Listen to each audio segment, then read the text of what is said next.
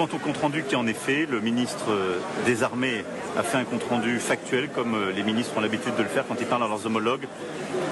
Les commentaires, pour partie du côté russe, ont été en effet baroques et menaçants. Mais nous ne justifions pas. Qu'est-ce que vous entendez par baroque? C'est ridicule, si vous voulez le dire autrement. De dire que la France pourrait être derrière, que les Ukrainiens sont derrière, tout ça n'a aucun sens, ça ne correspond pas à la réalité.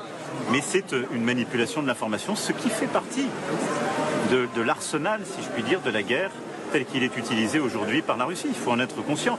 C'est la preuve d'une montée croissante des tensions entre la France et la Russie. Je pense que c'est une montée, c'est la démonstration de ce que je vous dis depuis le début d'année. C'est d'un accroissement de la posture agressive de la Russie.